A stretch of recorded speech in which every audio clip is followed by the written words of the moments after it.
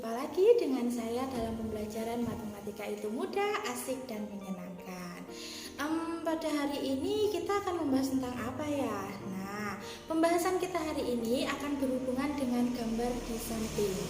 Ya, di situ ada gambar-gambar di mana dalam kehidupan sehari-hari benda-benda yang ada di dalam situ ada benda-benda yang melakukan pergerakan. Di mana ketika benda itu melakukan suatu pergerakan, maka di situ akan ada perubahan kecepatan dan percepatan. Waduh, ini pelajaran matematika atau fisika nih? Kok kita membahas tentang perubahan kecepatan? Tenang, kita tetap membahas tentang materi matematika. Hanya saja kali ini pembahasan materi kita memang ada hubungannya dengan materi fisika. Nah, ini pasti pernah kalian pelajari dulu waktu kalian di SMP dan mungkin pernah dibahas lagi ketika kalian di kelas 10.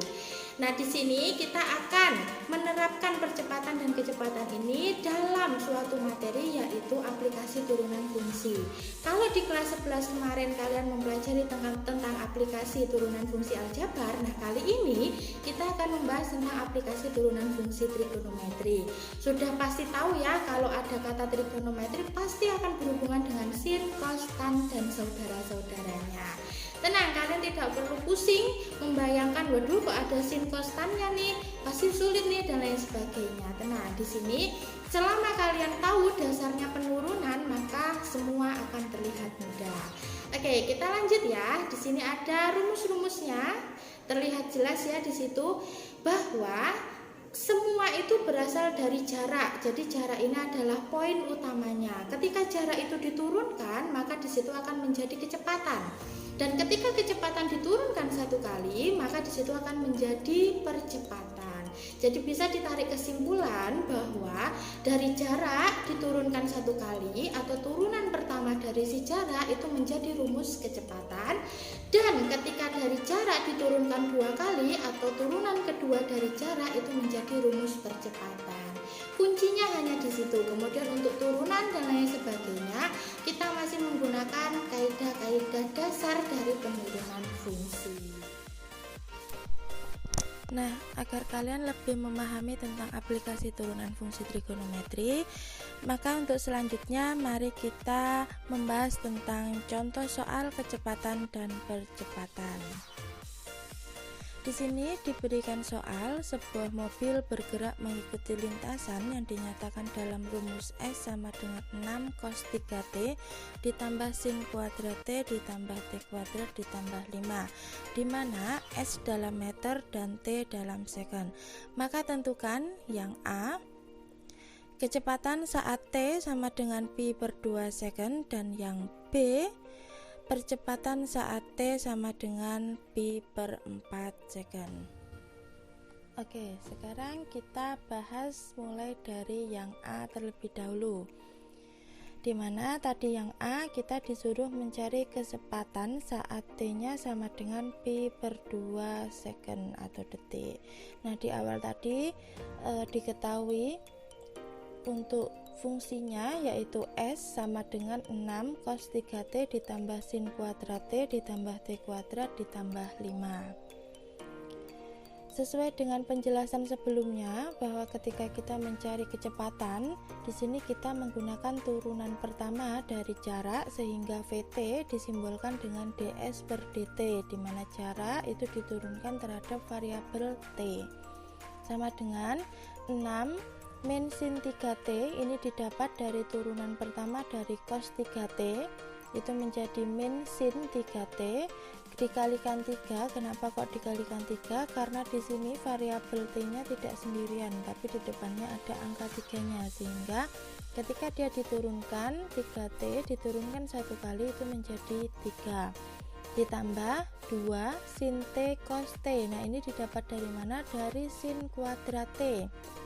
Kalau kelas 11 kemarin kalian mempelajari untuk penurunan kuadrat, itu kalian bisa menggunakan aturan rantai.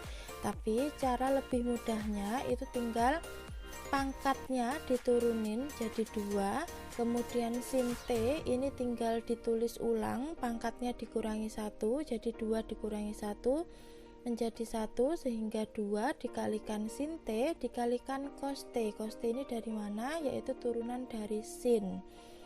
Jadi di sini didapat 2 sin T cos T ditambah 2T ini turunan dari T kuadrat, kemudian ditambah 0 ini turunan dari 5.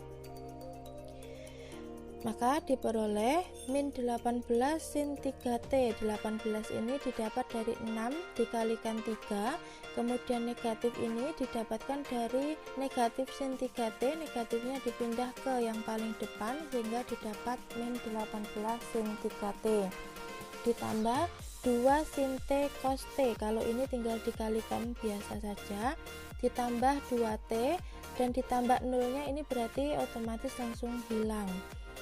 Nah, ini pernah kalian pelajari di kelas 11. Ingat bahwa 2 sin T cos T itu sama dengan sin 2T. Jadi 2 sin T cos T nya itu diringkas menjadi sin 2T sehingga diperoleh min 18 sin 3T ditambah sin 2T ditambah 2T. Untuk T sama dengan pi per 2 second, maka kecepatannya, jadi karena tadi yang ditanyakan adalah kecepatan saat T nya sama dengan pi per 2, maka kita substitusikan atau diganti T nya, variabel T nya diganti dengan pi per 2 sehingga V saat T nya pi per 2 sama dengan min 18 sin 3 dikalikan pi per 2 ditambah sin 2 dikalikan pi per 2 ditambah 2 pi per 2. Nah, ini setelah dikalikan diperoleh min 18 sin 3 pi per 2 ditambah sin pi ditambah pi. Nah, ingat bahwa pi itu sama dengan 180. Jadi sekarang kita ganti agar lebih mudah mencari sudutnya. Maka di sini diperoleh min 18 sin 270 derajat ditambah sin 180 derajat ditambah pi. Karena yang paling belakang ini tidak ada sin cosnya, maka biarkan saja dia berbentuk pi. Jadi tidak perlu dirubah menjadi derajat.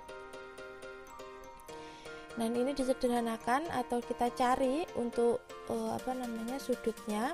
Untuk sin 270 karena posisi 270 itu ada di kuadran 3, maka sinnya bernilai negatif. 270 itu sama dengan nilai sin 90. Jadi kalau di kuadran 1 sin 90 itu sama dengan 1, maka di kuadran 3 sin 270 itu sama dengan negatif 1. Ditambah karena ini sin 180, karena dia itu ada di kuadran 2 dan nilai 180 itu sama dengan sin 0, maka diperoleh di sini untuk sin 180 itu sama dengan 0 ditambah pi. Ini kita selesaikan, maka V menjadi 18 plus pi meter per second. Jadi untuk kecepatan saat T-nya sama dengan pi per 2 second, maka V-nya menjadi 18 plus pi meter per second. Oke, selanjutnya kita bahas untuk yang B, dimana tadi kita disuruh mencari sebuah percepatan saat T detik. Nah, tadi sebelumnya kita sudah menemukan untuk Vt-nya atau kecepatannya. Maka untuk mencari percepatan itu kan ada dua, bisa menggunakan turunan kedua dari jarak atau kita gunakan turunan pertama dari kecepatan. Sehingga di sini untuk AT itu karena kita menggunakan turunan pertama dari kecepatan atau dari Vt, maka diperoleh AT sama dengan dV per dt. Jadi karena di sini variabelnya T, maka dia tetap diturunkan terhadap variabel T. Untuk min 18 cos 3T dikalikan 3 ini diperoleh dari min 18 sin 3T. Jadi turunan dari sin 3T itu adalah cos 3T dikalikan 3 ditambah cos 2T dikalikan 2. Ini diperoleh dari turunan pertama sin 2T itu menjadi cos 2T dikalikan 2 ditambah 2 ini diperoleh dari turunan pertama 2T sama dengan min 54 cos 3T ditambah 2 cos 2T ditambah 2. Jadi 54 ini didapat dari 18 dikalikan 3. Untuk T sama dengan pi per 4 second, maka percepatannya adalah, jadi di sini kan tadi T-nya itu saat pi per 4, maka sama seperti yang sebelumnya, kita substitusikan atau kita ganti untuk variabel T-nya sama dengan pi per 4. Diperoleh A saat pi per 4 sama dengan min 54 cos 3 dikalikan pi per 4 ditambah 2 cos 2 dikalikan 5 pi per 4 ditambah 2 sama dengan min 54 cos 3 pi per 4 ditambah 2 cos pi per 2. Jadi pi per 2 ini disederhanakan ya, dari 2 pi per 4, jadi 2 dicoret sama 4 disederhanakan menjadi pi per 2 ditambah 2 sama dengan, nah ini tadi pi-nya kita ganti menjadi derajat karena pi itu bernilai 180, maka 3 pi per 4 itu menjadi 135 derajat. Maka diperoleh min 54 cos 135 derajat ditambah 2 cos 90 derajat ditambah 2. Kita cari untuk nilai cos 135 itu ada di kuadran 2. Karena dia cos, maka di kuadran 2 dia bernilai negatif. Cos 135 itu sama dengan negatif 1 per 2 akar 2. Kemudian untuk cos 90 dia ada di kuadran 1. Di kuadran 1 semua sudut itu bernilai positif, sehingga 2 cos 90 derajat itu sama dengan cos 90 itu berarti kebalikannya sin. Jadi kalau sin 90 itu 1, maka cos 90 itu sama dengan 0. Sehingga diperoleh untuk A atau percepatannya sama dengan negatif 54 dikalikan negatif 1 per 2 akar 2. Karena tadi cos 90 nya itu 0, berarti kita tidak perlu menulis, jadi langsung saja ditambah dengan 2. Nah ini hasilnya, jadi percepatan saat T sama dengan pi per 4 second itu sama dengan 27 akar 2 ditambah 2 meter per second kuadrat. Nah, gimana? Mudah bukan? Iya, karena matematika itu tidak akan ada yang sulit selama kalian mau berlatih dan terus mencoba mengerjakan soal-soal yang ada. Karena ketika kalian terus membiasakan diri untuk memecahkan suatu persoalan yang sulit, maka kalian akan terbiasa untuk mencari jalan keluarnya. Oke, itu dari saya. Selamat belajar. Terima kasih. Wassalamualaikum warahmatullahi wabarakatuh.